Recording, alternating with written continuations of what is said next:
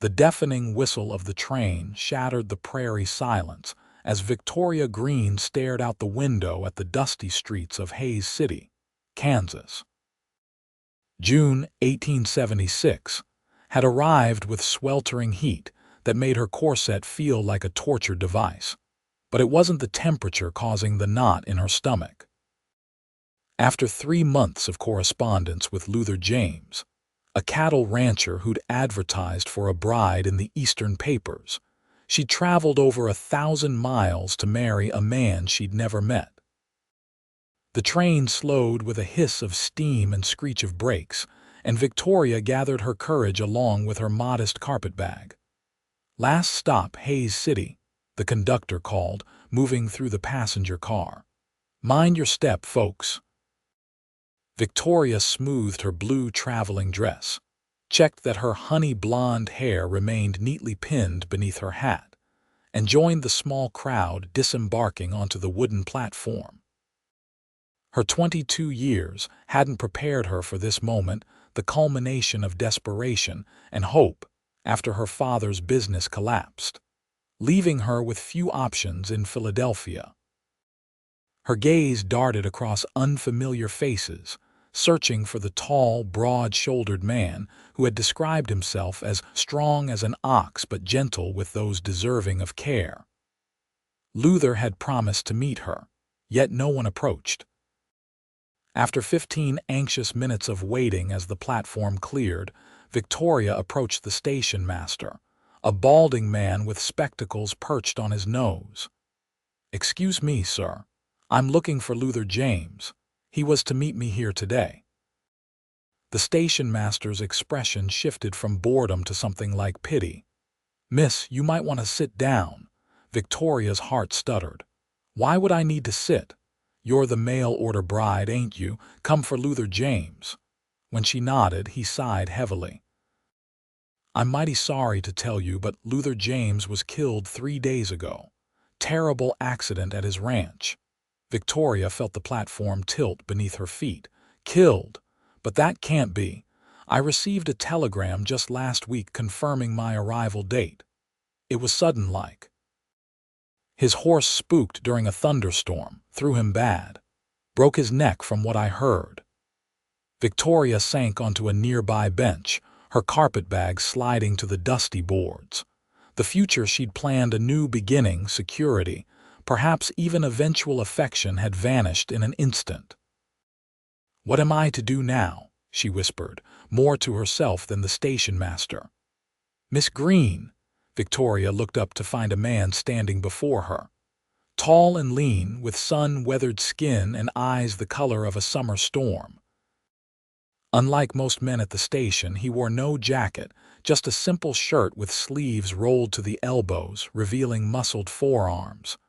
A cowboy's hat hung from one hand. "I'm Levi James," he said, his voice deep but gentle. "Luther's brother. I came to meet you. You knew I was coming." Victoria asked, rising on unsteady legs. "Luther told me everything about you." Levi's gaze was direct but not unkind.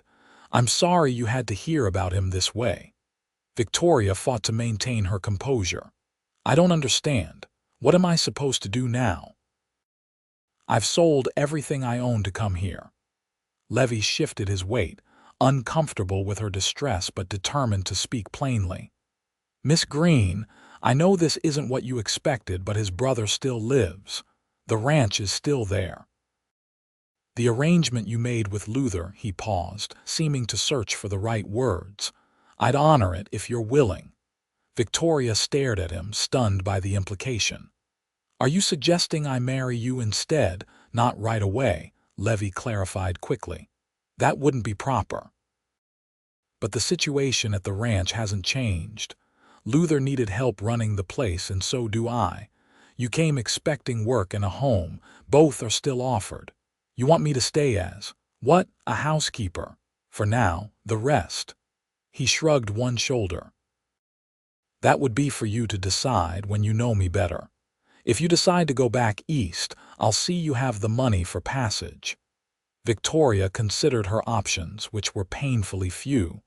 Her family couldn't help her. She had no return fare. And this man, this stranger with his brother's eyes, was offering her shelter and time to decide her future. "I'll stay," she said finally, "at least until I can determine what's best." Something like relief crossed Levi's features. "My wagon's this way. It's a 2-hour ride to the ranch." As Victoria followed him through the bustling streets of Hayes City, she wondered what kind of man this Levi James was. Luther's letters had mentioned a younger brother who lived wild on the frontier before coming home to help with the ranch, but little else. Now this man, not the one whose words had convinced her to travel west, would determine her fate. The wagon was sturdy but worn, loaded with supplies. Levi helped her up to the wooden seat before climbing up beside her. As they pulled away from town, Victoria stole glances at his profile: the straight nose, the firm jaw shadowed with stubble, the lines at the corners of his eyes that spoke of squinting into the sun. "How old are you, Mr. James?" she asked suddenly, needing to know anything about him. 28, madam, 4 years younger than Luther was. And you've always lived here?" Levi shook his head. "Spent 5 years riding with trail outfits, taking cattle up to Dodge and Abilene. Came back when Pa died to help Luther with the ranch." The wagon jolted over a rut, briefly throwing Victoria against his shoulder. She quickly righted herself, embarrassed by the contact. "I should tell you about the ranch," Levi continued. "It's not what you might call fancy. 400 acres, a 2-bedroom house Luther built himself, a barn, and about 60 head of cattle. We're not rich, but we get by." Luther's letters painted quite a picture, Victoria said. He described it as a growing enterprise with significant prospects. A hint of a smile touched Levi's lips. Luther always did have a way with words. He was ambitious, had plans to expand, might have done it too, given time. They fell into silence as the wagon rolled through the vast Kansas landscape. Fields of prairie grass stretched to the horizon, punctuated by the occasional stand of trees. The emptiness of it was both terrifying and exhilarating after the crowded streets of Philadelphia. "What about your family, Miss Greene?" Levi asked after a while. "Luther mentioned your father had passed." "My father is alive, though his business and reputation are not," Victoria replied, surprised by her own candor. "He made poor investments, borrowed too heavily. When the crash came in '73, he lost everything. My mother died of tuberculosis the year before. I have a younger sister who married a banker in Boston. And you chose to answer an advertisement instead."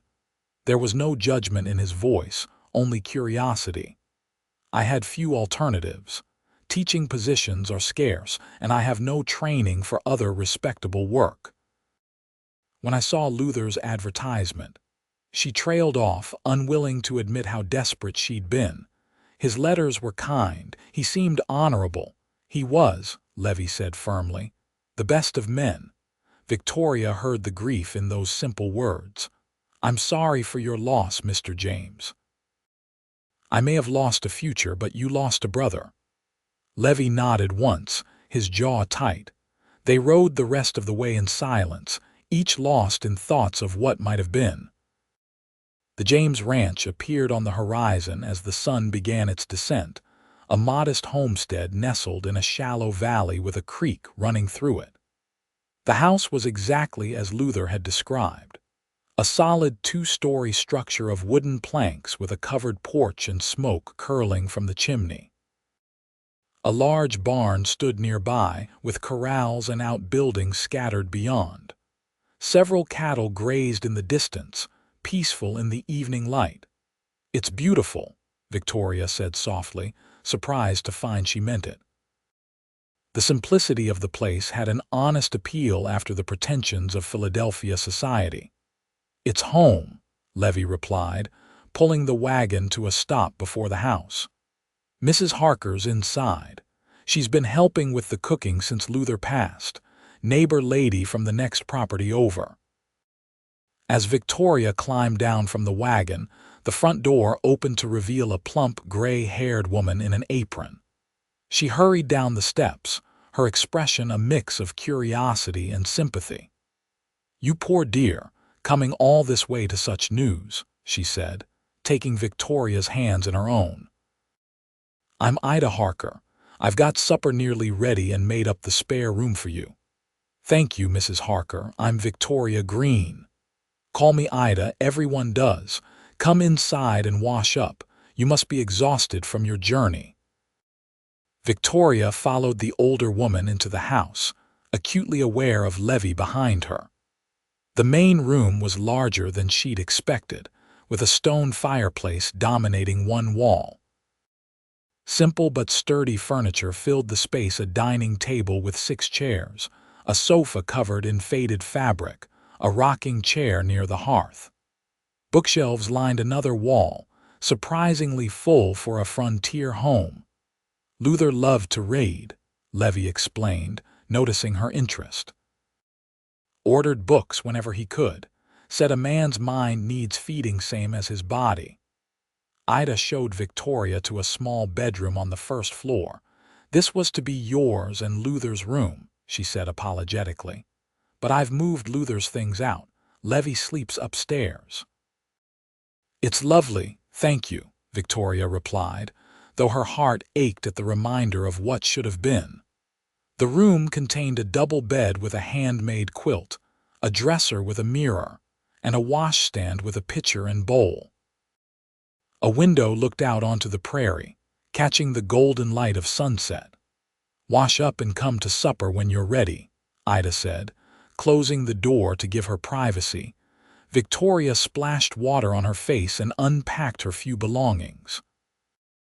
She changed from her traveling dress to a simpler blue calico, suitable for an evening at home. Home. The word felt strange when applied to this place she'd never seen before today. When she returned to the main room, Levi and Ida were setting food on the table: a roast chicken, potatoes, cornbread, and green beans. The simple fare looked delicious after days of train station meals. "Please sit," Levi said, pulling out a chair for her. "We usually eat at 6, but work sometimes changes that." Throughout the meal, Victoria observed the interactions between Levi and Ida. The older woman clearly mothered him, urging him to eat more, while he responded with good-natured tolerance. It was Ida who carried most of the conversation, telling Victoria about the neighboring farms and ranches, the small church 8 miles away, and the monthly socials held in town. "Will you be staying on to help Miss Greene settle in?" Levi asked Ida as they finished eating. "For a few days, if that suits," Ida replied, "until she gets her bearings." "That would be most appreciated," Victoria said sincerely. The thought of being alone in this house with a strange man, brother of her intended or not, made her uncomfortable. After supper, Ida excused herself to return to her own home for the night, promising to return early the next morning. Victoria helped Levi clear the table, working in awkward silence until he spoke. "Luther's grave is up on the hill behind the house," he said quietly, "if you'd like to visit it." Victoria paused, a plate in her hands. "I would, thank you." They walked together in the fading light, up a gentle slope to a small fenced area where 3 wooden crosses stood. The freshest, its wood still bright against the weathered markers beside it, bore Luther's name. "Your parents?" Victoria asked, indicating the other graves. "Ma died of fever 8 years ago. Pa's heart gave out 3 years back." Victoria knelt before Luther's grave, unsure what to feel for this man she'd never met but had planned to marry. She said a silent prayer, not for love lost but for the decent man Levi described, whose letters had offered her hope when she needed it most. "He would have been good to you," Levi said as they walked back to the house. "Luther always did right by people. And you, Mr. James." "What kind of man are you?" Levi considered this for a moment. Not as good with words as Luther, not as patient either, but I keep my promises. He stopped, turning to face her in the gathering dusk. Miss Greene, I want to be clear about something. You're welcome here as long as you wish to stay. If you decide to leave, I'll understand. If you decide to stay as housekeeper and nothing more, that's your choice too. And if I decide otherwise, Victoria asked, surprised by her own boldness, then we'd have a different conversation. His eyes held hers steadily. But that's for another day, when you've had time to grieve what you've lost and consider what you want. Victoria nodded, appreciating his straightforward approach.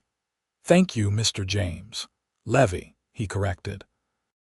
If we're to live under the same roof, even temporarily, we might as well use our given names. Victoria, she offered in return. They reached the porch just as full darkness fell. Levi lit a lamp in the main room before bidding her good night and heading upstairs. Alone, Victoria sat in the rocking chair by the cold hearth, overwhelmed by the day's events. She had arrived expecting to marry one man and instead found herself living in the home of another. Yet something about Levi James, his directness, his lack of pretense, reassured her. Whatever happened next, she sensed he would be honest with her. For now, that would have to be enough. Morning arrived with golden light streaming through Victoria's window and the distant lowing of cattle. For a moment, she was disoriented, the unfamiliar room confusing her sleep-fogged mind. Then reality rushed back the train, the news of Luther's death, Levi's offer. She dressed quickly in a practical brown skirt and white blouse, pinning her hair into a simple bun. The smell of coffee and bacon drew her to the kitchen, where she found Levi already dressed for work, his hat on the table beside him. "Morning," he said, rising when she entered. "Coffee's hot. Ida should be here soon with eggs and bread." "I can cook," Victoria said. "You needn't wait for Ida." Never doubted it. Levi poured her coffee into a blue ceramic mug, but today might be better spent getting acquainted with the place. Ranch work starts early. Victoria noticed he'd already pulled on his boots, clearly ready to begin his day. "What will you do first?" "Check the south pasture fence. Had some damage from the same storm that." He paused. "That took Luther. Then I need to move the cattle to fresh grazing." "You manage all this alone?" Hired hand named Miguel helps 3 days a week. Good with horses. Today I'm on my own. Victoria sipped her coffee, finding it strong and bitter but warming. "I won't keep you from your work." Levi nodded, seeming relieved she understood. "Ida will show you where everything is. I'll be back midday." After he left, Victoria explored the house more thoroughly. Besides her bedroom and the main living area, there was a small study filled with more books and a desk covered in papers. Upstairs was Levi's bedroom and another small room that appeared to be used for storage. Everything was simple but well maintained, reflecting Luther's care for his home.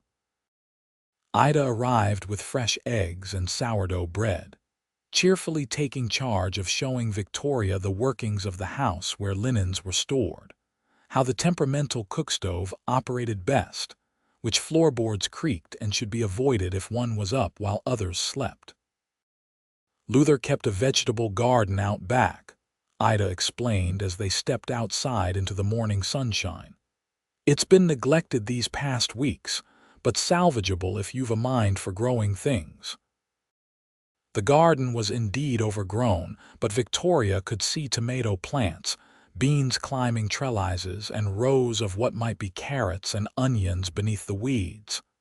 "I've never gardened before," she admitted. "In the city, we bought everything from markets." "It's not difficult once you know what's a weed and what's food," Ida assured her. "I can teach you. It's good to have growing things of your own out here." They spent the morning clearing weeds and harvesting what was ready: a few early tomatoes, some green beans, and leafy greens for a salad. By midday, Victoria's hands were dirty and her back ached, but she felt a strange satisfaction in the work. Levi likes his meals on time, Ida advised as they prepared lunch. Man works from sunup to sundown, gets powerful hungry. As if summoned by her words, Levi appeared in the doorway, his shirt damp with sweat but his eyes alert. Something smells good. Just bacon sandwiches and potato soup, Victoria said. Nothing fancy. Don't need fancy, he replied, washing his hands at the pump outside before joining them at the table. Just filling. Over the meal, Victoria gathered courage to ask about her role at the ranch. I'd like to contribute, not just keep house. Luther wrote that he needed help with accounts and correspondence for the business. Levi looked surprised. You know bookkeeping, my father insisted I learn. I managed his business correspondence for years. A new respect appeared in Levi's eyes. We could use that. Luther was trying to expand our cattle contracts with buyers in Kansas City.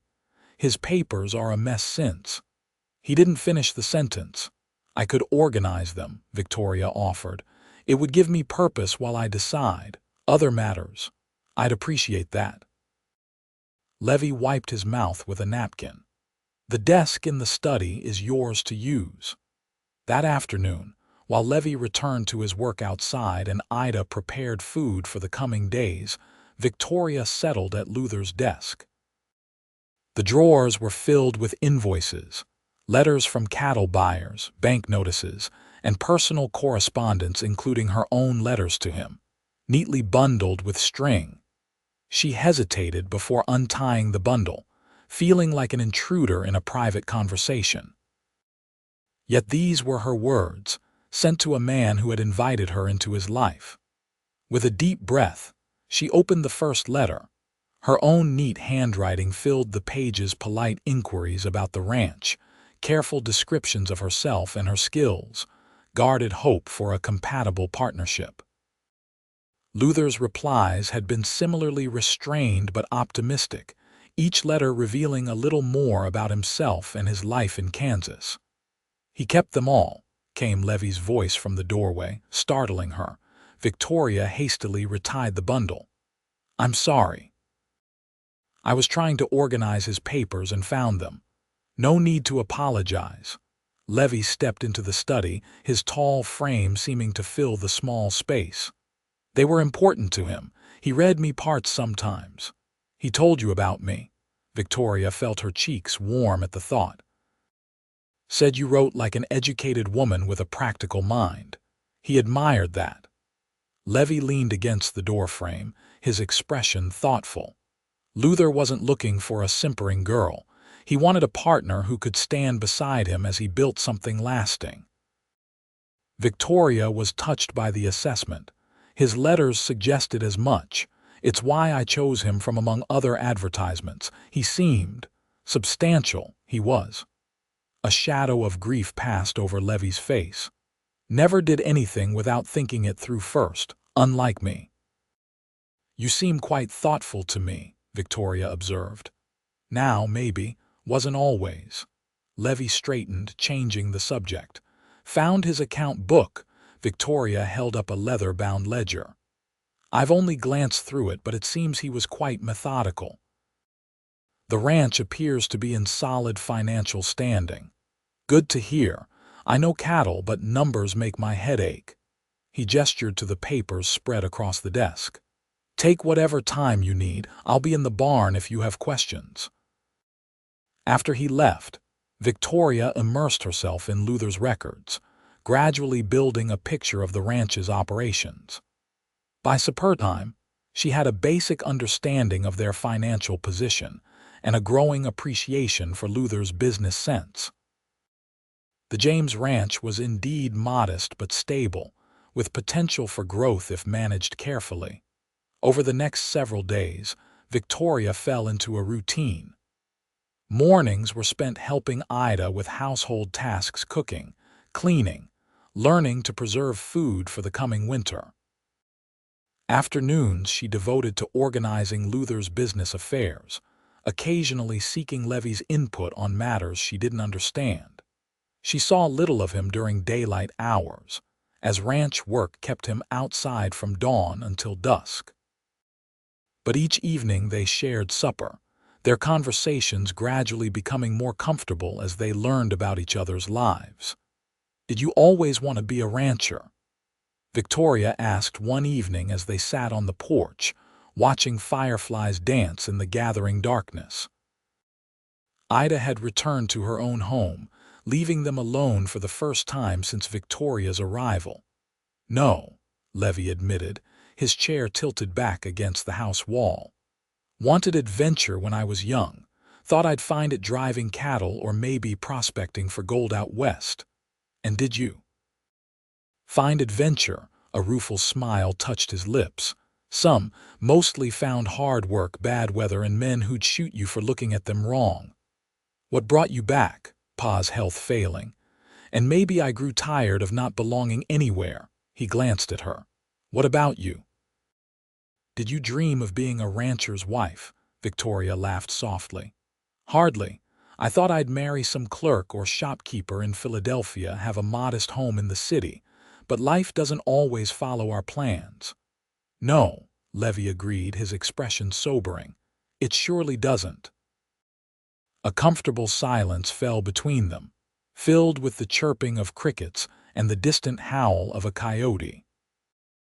Victoria found herself studying Levi's profile in the fading light, the strong line of his jaw, the slight crook in his nose that suggested it had been broken once, the way his dark hair curled slightly at the nape of his neck.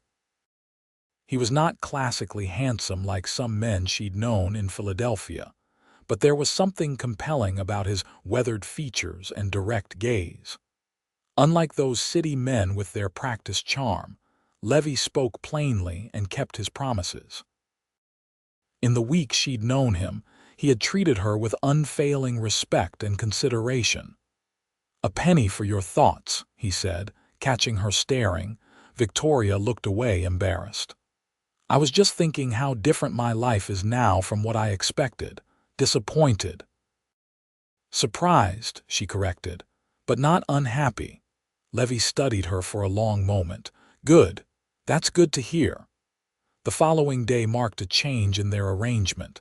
Ida announced she could no longer come daily as her own farm needed attention. "You seem settled enough," she told Victoria over breakfast. "And Levi's a decent man for all his rough edges. You'll be fine here." Victoria felt a flutter of nervousness at the prospect of being truly alone with Levi. "Will you still visit?" "Course I will," Ida assured her. "Just not every day, and you're both welcome at our place anytime. Sunday dinner, at least." After Ida left, the house felt strangely quiet. Victoria busied herself with laundry, hanging sheets on the line outside to dry in the summer breeze. As she worked, she spotted Levi in the distance, riding toward the creek where cattle gathered to drink. The ease with which he sat his horse spoke of years in the saddle. By afternoon, dark clouds had gathered on the horizon, promising a summer storm. Victoria hurried to bring in the laundry before the rain came. She was folding the last sheet when the kitchen door opened and Levi entered, his expression grim. "Storm's coming fast," he said. "Need to secure the barn and bring in the closest stock. Miguel's sick today, so I could use an extra pair of hands if you're willing." Victoria hesitated only a moment. "Of course. What should I do?" "Wear something you don't mind getting dirty, and boots if you have them." She changed quickly into her plainest dress and the sturdy boots she'd purchased for the journey west. When she emerged, Levi handed her a wide-brimmed hat. "Luthers," he explained. "Keep the rain off better than your bonnet." Together they hurried to the barn, where Levi instructed her how to help him secure loose items that might blow away and close the heavy doors against the coming wind. Thunder rumbled in the distance as they finished. "Need to bring in the horses from the corral," Levi said, eyeing the darkening sky. "Can you handle a gate?" Victoria nodded, determined to prove useful. They crossed to the corral where 4 horses nervously paced, sensing the approaching storm. Levi showed her where to stand by the gate, ready to open and close it as he brought each horse through. "Steady now," he called to the animals, his voice calm despite the rising wind. "Easy does it." One by one, he led the horses to the gate where Victoria waited. The first 3 came willingly enough, but the 4th, a young bay mare, balked as lightning flashed overhead. "She's skittish," Levi warned, struggling to control the frightened animal. "Be ready to move if she bolts." Victoria held the gate, heart pounding as the mare reared suddenly, nearly pulling free from Levi's grip. He spoke soothingly to the horse, gradually calming her enough to lead toward the gate. Just as they reached it, a deafening thunderclap exploded directly overhead. The mare panicked, rearing high. Victoria glimpsed Levi being thrown aside as the horse bolted through the gate, directly toward her. Time seemed to slow. Victoria saw the mare's wild eyes, the flailing hooves, felt the ground shake with each powerful stride. She tried to move, but her feet seemed frozen in place. Then something solid struck her, knocking her sideways just as the horse thundered past. She landed hard on the muddy ground, Levi's body covering hers protectively. For a moment they lay there, the breath knocked from them both. Rain began to fall in heavy drops, quickly soaking their clothes. "Are you hurt?" Levi asked, pushing himself up to look at her. Victoria took stock of her body, feeling pain in her hip and elbow where she'd hit the ground, but nothing serious. "No, I don't think so. You saved me." Levi helped her to her feet, his hands strong and steady despite what must have been his own pain from being thrown by the horse. "Mare's headed for the barn. She'll be all right." The rain fell harder now, plastering Victoria's hair to her face and neck. "We should get inside," she said, suddenly aware of how closely they stood together, his hands still steadying her arms. Levi nodded, but didn't immediately move. Rain streamed down his face, catching in his eyelashes and the stubble on his jaw. For a breathless moment, Victoria thought he might kiss her and was startled to realize she wanted him to. Instead, he stepped back. "Let's go," he said, turning toward the house. They ran through the downpour, reaching the porch just as hail began to fall, peppering the ground with white pellets. Inside, they stood dripping on the floor, sudden awkwardness between them. "You should change into dry clothes," Levi said, not quite meeting her eyes. "I'll build up the fire." Victoria retreated to her room, peeling off her soaked dress with trembling fingers. The moment in the rain replayed in her mind the intensity in Levi's eyes, the feeling of his hands on her arms, the unexpected desire she'd felt. It confused and frightened her, this attraction to a man she barely knew, when she'd come to marry his brother. When she emerged in a dry dress, her hair loose about her shoulders to dry, Levi had changed as well and was kneeling by the hearth, coaxing flames from kindling. He looked up at her approach, his expression carefully neutral. "Storm might last through the night," he said, rising to his feet. "But everything important is secured." "Thank you for protecting me," Victoria said. "That horse would have trampled me if not for you. Anyone would have done the same, perhaps, but it was you who did it." She stepped closer, drawn by something she couldn't name. "You could have been seriously hurt yourself." Levi shrugged, uncomfortable with her gratitude. "Ranch life has its risks, you get used to it. Is that how?" She hesitated, unsure if she should mention it. How Luther's accident happened, a frightened horse, pain flashed across Levi's face. "Similar. He was checking fence during a storm. Lightning spooked his gelding, horse threw him against a rock. His voice tightened, broke his neck, found him the next morning when he didn't come home." "I'm so sorry," Victoria whispered, moved by his obvious grief. "He was excited about you coming," Levi said after a moment. Said your letters showed intelligence and spirit, thought you'd make a fine rancher's wife. Victoria felt tears prick her eyes. I hope I would have. You will, Levi said softly, if that's what you choose. Their eyes met, the implication of his words hanging between them. Victoria's heart raced as Levi took a step toward her, then stopped, uncertainty written on his features. I should check the barn once more before dark, he said abruptly, turning away. Make sure that mare settled down. After he left, Victoria pressed her hands to her burning cheeks, confused by the feelings stirring within her. It was too soon, surely, to be thinking of Levi in such a way. Yet she couldn't deny the attraction growing between them, or the fact that she felt safer, more herself, in his presence than she had with anyone in a long time.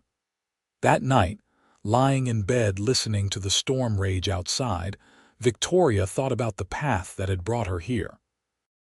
She had come seeking security through marriage to a stranger, only to find that stranger gone and another in his place. Yet somehow, in just a week's time, Levi James had become less a stranger to her than many men she'd known for years in Philadelphia. Was it possible to build a life here, not with Luther as planned, but with his brother? The idea no longer seemed as shocking as it would have a week ago. Still, Victoria knew she needed more time to learn about Levi, to understand her own feelings, to be certain any decision she made was right. Sleep came slowly, accompanied by dreams of rain and horses, and Levi's arms keeping her safe. The days following the storm settled into a new rhythm. Without Ida's daily presence, Victoria took full charge of the household, planning meals, managing supplies, and continuing to organize Luther's business affairs. To her surprise, she found satisfaction in the work in creating order where there had been chaos, in providing comfort through good food and a well-kept home. Levi, for his part, seemed to make more effort to be present. Though his days remained full with ranch work, he began coming in for the midday meal, taking time to discuss the morning's activities and plans for the afternoon.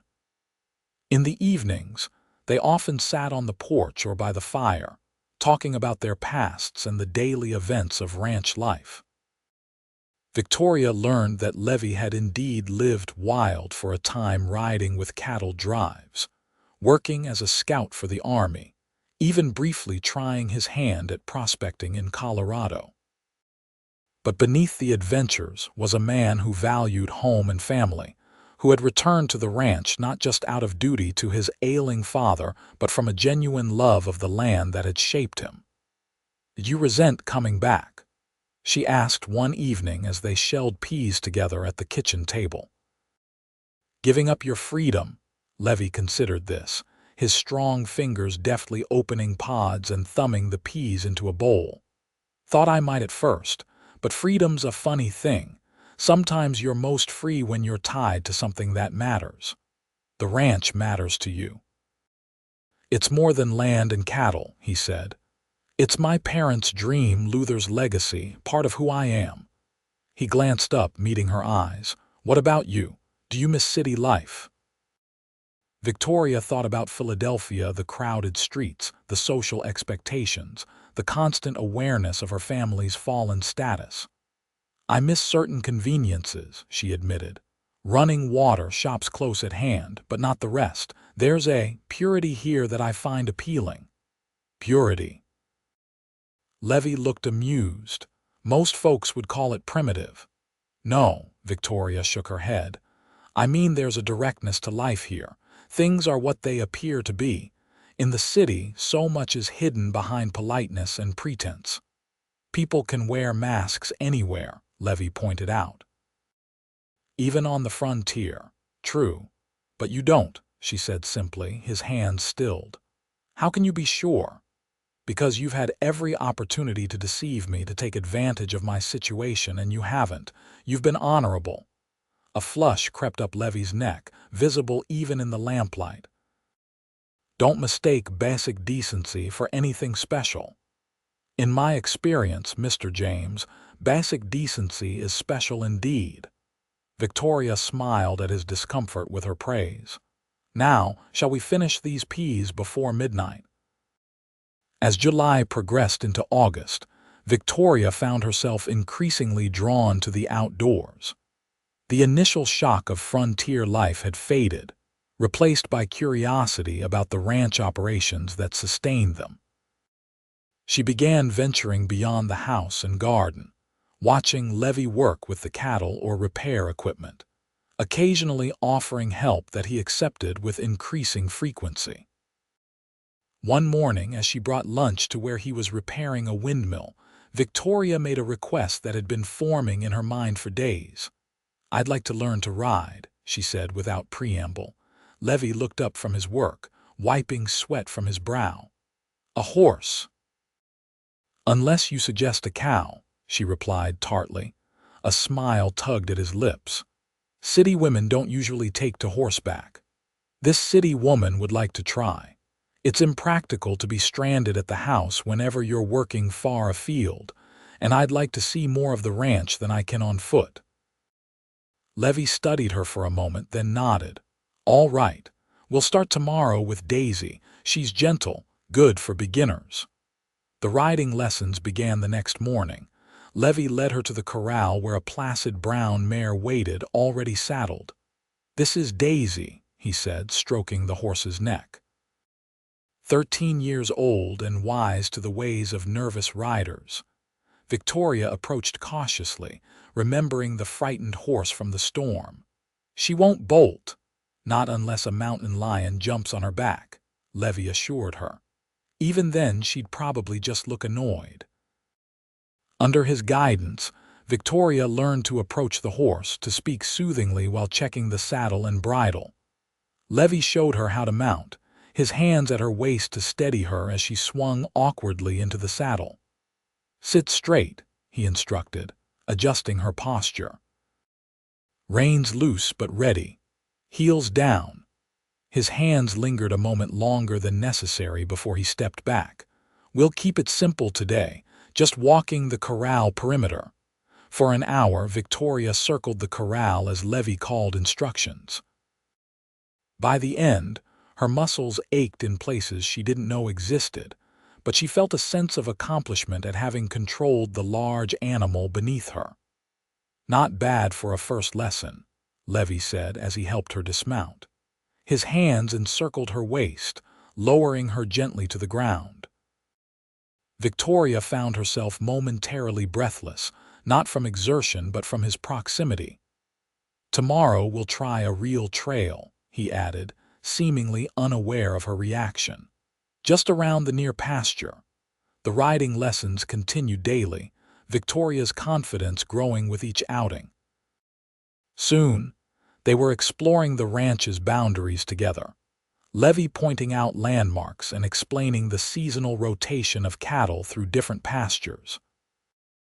Victoria discovered a love for these rides, for the feeling of freedom that came with covering ground on horseback, for the beauty of the prairie landscape changing with the angle of the sun. She also discovered that she enjoyed Levi's company more than she had expected. Away from the house, he was more relaxed, more inclined to share stories of his youth or explain the natural features they passed. Victoria found herself looking forward to these times together, to the easy conversation and occasional laughter they shared. On a particularly fine August afternoon, they rode to the highest point of the ranch, a rocky outcrop that offered views across the entire property and beyond. "Luther called this lookout point," Levi said as they dismounted to rest the horses. "Used to come up here to think when decisions needed making." Victoria walked to the edge, marveling at the vista spread before her, the patchwork of pastures, the silver ribbon of the creek, the distant smudge that was Hayes City on the horizon. "It's breathtaking. Worth the ride?" Levi asked, coming to stand beside her. "Absolutely." She turned to smile at him, only to find him watching her rather than the view. Something in his gaze made her pulse quicken. "Victoria," he said, her name soft on his lips. "It's been nearly 6 weeks since you arrived." "Has it been that long?" she asked. Though she knew precisely how long she had been at the ranch, 42 days of gradual adjustment, of learning the rhythms of this new life, of coming to know the man beside her. "You know I said you could stay as housekeeper until you decided what you wanted," he continued.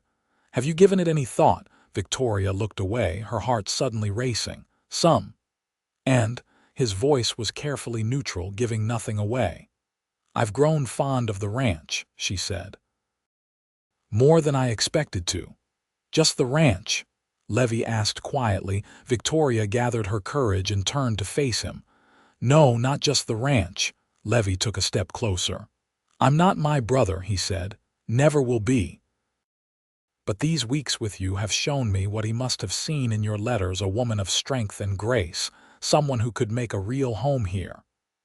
"Levi, let me finish," he said gently. "I know this isn't what you came for. You agreed to marry Luther, not his rough-edged younger brother. If friendship is all you want from me, I'll respect that. But if there's a chance for something more—" He paused, searching her face. "I'd like to court you properly, Victoria. See if what I'm feeling might be something you could share." Victoria's breath caught at his words. The attraction she'd been trying to deny, the growing affection she felt for this man, he was offering her the chance to explore those feelings without pressure or expectation. "I'd like that," she said softly. Levi's expression lightened, relief and hope replacing the tension that had tightened his features. "You would?" "Yes," Victoria smiled, suddenly certain. "I came here expecting one future and found another, but I think it might be the right one after all." Slowly, giving her every chance to pull away, Levi reached out to take her hand. His palm was calloused from work, warm against her skin as his fingers intertwined with hers. They stood like that for a long moment, connected by that simple touch, the vast Kansas sky stretching above them. "We should head back," Levi said finally. Storm clouds building to the west. As they rode homeward, Victoria felt a sense of rightness settle over her. The future was uncertain. Courtship might lead to deeper love or reveal incompatibilities they couldn't overcome. But for the first time since arriving in Kansas, she wasn't simply accepting circumstances but actively choosing her path. That evening, after supper, Levi brought out a small wooden box from a shelf in the main room. "Found this when cleaning Luther's things," he explained. "Thought you should have it." Inside the box was a simple gold band with a small pearl. "His mother's ring," Levi said. "He was saving it for you." Victoria lifted the ring, touched by the gesture but uncertain. "Levi, I can't, not asking you to wear it," he clarified quickly. "Just wanted you to know he intended things to be proper. And so do I." The following Sunday, they attended church services in Hays City for the first time since Victoria's arrival. Dressed in her best blue dress, with Levi beside her in a clean shirt and jacket that transformed him from rugged rancher to respectable gentleman, Victoria felt the curious gazes of the congregation. News of her arrival as Luther's bride, his subsequent death, and her decision to remain at the ranch had apparently spread throughout the community. After the service, women gathered around her, offering belated condolences and not-so-subtle assessments of her character. "Such a tragedy about Luther," said Mrs. Whitaker, the banker's wife. "And now you're staying on as housekeeper, is it?" The implication in her tone was clear. Before Victoria could respond, Levi stepped to her side. "Miss Greene is helping with ranch operations while considering her future plans," he said firmly. "The community should be grateful such a capable woman has chosen to remain in Hays." His public defense warmed Victoria, as did the way his hand came to rest lightly at the small of her back, a subtle claim that wasn't lost on the watching women. Ida Harker bustled through the crowd, linking her arm with Victoria's. "Come meet the Reverend properly," she said, drawing her away from the gossips. "He'll want to welcome you to the congregation." Reverend Thomas proved to be a kind-faced man in his 50s, who greeted Victoria without a hint of the judgment she'd seen in others' eyes. "Miss Greene, we're glad to have you with us. How are you finding ranch life, different from Philadelphia but rewarding in unexpected ways?" Victoria replied honestly. "Life often leads us down paths we didn't anticipate," the Reverend said, glancing meaningfully at Levi, who had followed them. "Sometimes the detour proves to be the true destination." As summer gave way to autumn, Victoria and Levi's courtship progressed with a measured pace that suited them both. Their days remained filled with work, Victoria managing the household and correspondence, Levi tending to the cattle and land, but they carved out time for each other as well. Rides across the ranch became a regular occurrence, sometimes with a purpose like checking fence lines or delivering supplies to Miguel when he worked distant pastures, other times simply for pleasure. They attended church each Sunday, gradually becoming accepted as a couple by most of the community. In the evenings, they often read together by the fire, Levi surprising Victoria with his knowledge of literature, despite his limited formal education. Physical affection developed slowly between them, hands touching while passing dishes at supper, a steadying arm when crossing rough ground, occasional embraces when parting or reuniting after a day's work. Their first proper kiss came on a crisp September evening as they walked back from the barn after checking on a mare about to foal. The night was clear, stars scattered like diamond dust across the sky. Victoria had commented on their beauty, and Levi had stopped walking to look upward. "When I was riding with cattle drives, used to navigate by those stars," he said. "Always knew where home was, even hundreds of miles away." "And now," Victoria asked, "what guides you home?" Levi looked at her, his expression earnest in the starlight. "You do."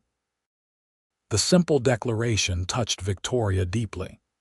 Without hesitation, she stepped closer and raised her face to his. Levi's hand came up to cradle her cheek, his thumb brushing lightly across her skin before he lowered his head to kiss her. His lips were gentle, the kiss undemanding yet filled with emotion that made Victoria's heart race. When they parted, Levi rested his forehead against hers, his breath warm in the cool night air. "Been wanting to do that for a while," he admitted. "What took you so long?" Victoria asked, smiling. Levi chuckled.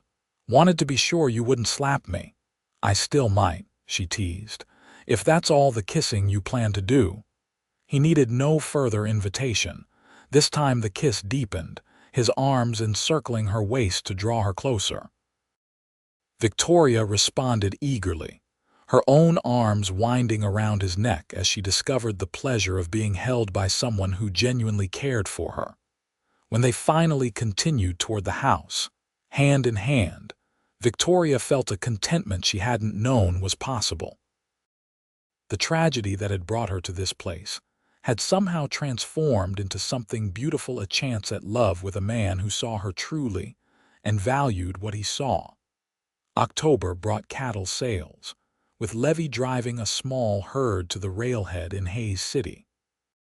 Victoria insisted on accompanying him, wanting to understand this crucial aspect of ranch operations. The 2-day journey gave her new appreciation for the physical demands of the work, as well as the satisfaction of seeing months of care result in healthy animals that brought good prices. "Luther would be proud," she told Levi as they counted the proceeds in their hotel room. "The books show this is our best autumn sale yet." Levi looked up, a slow smile spreading across his features. "Our," Victoria flushed, realizing what she'd said. "I meant the ranches, or yours." "I like our better," he said, reaching across the table to take her hand. "Been thinking about that, actually, about making things more permanent between us."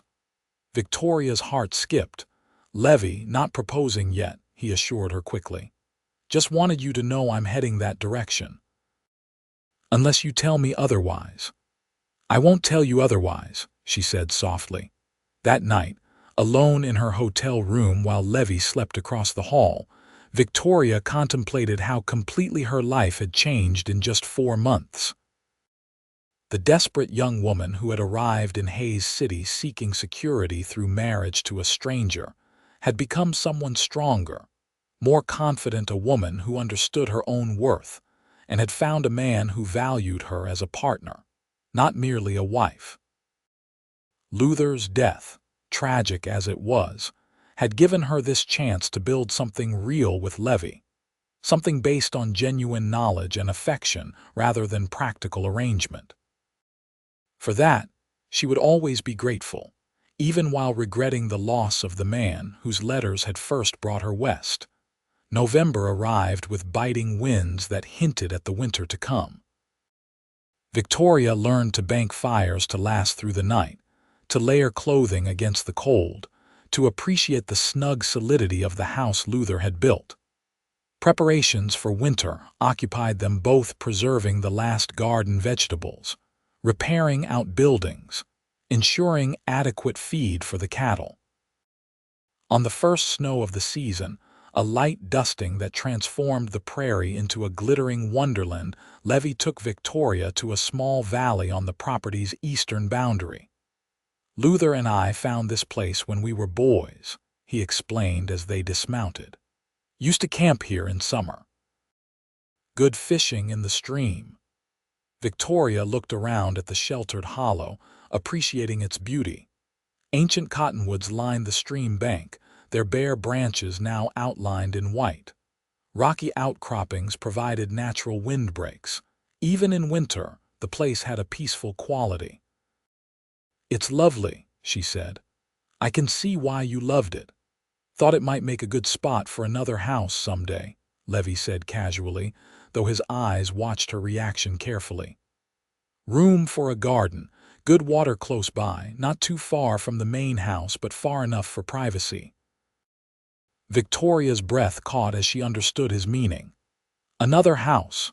For whom? Levi stepped closer, taking both her hands in his. For us, Victoria, if you'll have me. Are you asking? I'm asking if you'll marry me, he said simply. Not because you came to marry my brother, not because you need a home, but because I love you and want to build a life with you. Tears welled in Victoria's eyes, not from sadness but from joy so intense it was almost painful. When did you know, she whispered, that you loved me? During that first storm when you insisted on helping despite your fear, Levi said without hesitation. Saw your courage then, been falling deeper every day since. He squeezed her hands gently. What about you? I think I began to love you on lookout point, Victoria replied. When you offered to court me properly, respecting my choice rather than pressing your advantage. She smiled through her tears. Though your rescue during the storm certainly made an impression. Is that a yes then? Levi asked, his own eyes suspiciously bright. Yes, Victoria said firmly. Yes, I will marry you, Levi James. He gathered her into his arms, kissing her with a passion that left no doubt of his feelings. When they finally parted, breathless and laughing, snowflakes had begun to fall again, catching in their hair and eyelashes. We should get back, Victoria said reluctantly, before the snow gets worse. Soon, Levi agreed but made no move to release her. Just want to remember this moment. You here saying yes. They were married 2 weeks later in the small church in Hayes City, with Reverend Thomas officiating and the community gathering to witness their vows. Victoria wore a new dress of deep blue wool, ordered specially from Kansas City, with Luther's mother's pearl ring on her finger. Levi, handsome in a proper suit, looked at her with such obvious adoration that even Mrs. Whittaker was moved to comment on how clearly they were meant for each other. Ida Harker hosted the wedding supper at her farm, the table groaning with food contributed by neighbors who had gradually accepted Victoria as one of their own. As the bride and groom prepared to depart, Ida pressed a package into Victoria's hands. "Wedding quilt," she explained. "Started it when Luther wrote that he'd found his bride. Finished it for you two instead." Her eyes twinkled. "Some stories take unexpected turns but end up where they're supposed to." That night, in the privacy of what was now truly their home, Victoria and Levi discovered the deep intimacy of marriage. His touch was tender yet passionate, his patience allowing her initial nervousness to melt into desire. In his arms, Victoria found a completion she hadn't known was possible, a joining of bodies that reflected the union of their hearts and lives. Afterward, lying in the warmth of their shared bed while winter winds howled outside, Victoria traced the lines of Levi's face with gentle fingers. "Happy?" he asked, capturing her hand to kiss her palm. "More than I knew was possible," she admitted. "When I stepped off that train and learned Luther was dead, I thought my future had died with him. And now," Victoria smiled, pressing closer to her husband's side, "now I know my future was just beginning." The winter of 1876–77 proved harsh, with blizzards that sometimes confined them to the house for days.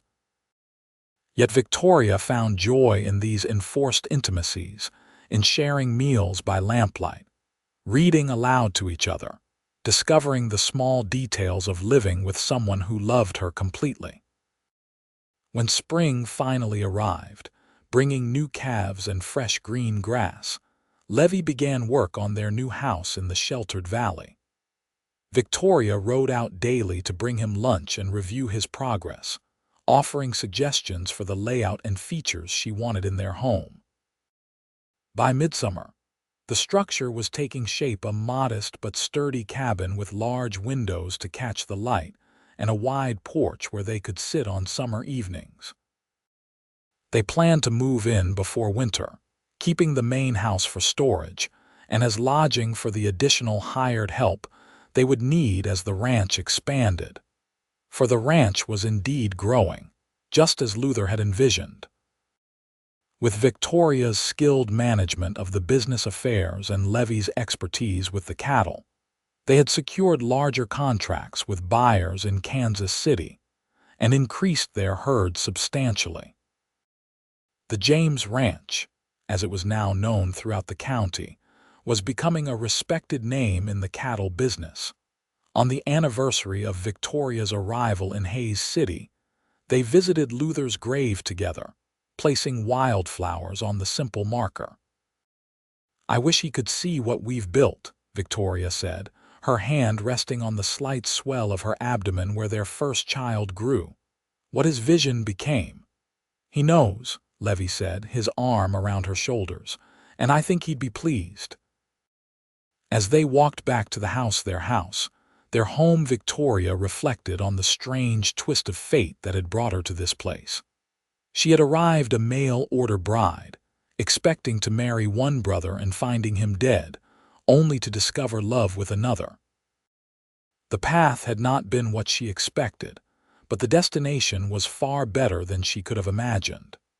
The following February, as snow piled against the windows of their new cabin, Victoria gave birth to a son they named Thomas Luther James. Holding her child in her arms while Levi looked on with wonder and pride, she felt the circle of their family story complete itself, a new generation to carry forward the legacy of the ranch, to grow up loved and secure in this place that had become her true home. Over the years that followed, the James Ranch prospered, eventually becoming one of the largest cattle operations in western Kansas. Victoria and Levi added 2 more children to their family, a daughter, Margaret, and another son, William, raising them with love and the values of hard work, honesty, and compassion that defined their own partnership. The story of how they came together became a family legend, told and retold at gatherings and celebrations. How Victoria had traveled west as a mail-order bride, only to find her intended groom dead and his brother standing in his place. How tragedy had opened the door to a deeper, truer love than either could have anticipated. And on quiet evenings, when the children were asleep and the day's work complete, Victoria and Levi would often sit on their porch, hands linked as they watched the sunset paint the prairie in gold and crimson. In those moments of peaceful companionship, Victoria would remember the frightened young woman who had stepped off the train in Hayes City and marvel at the journey that had led her home.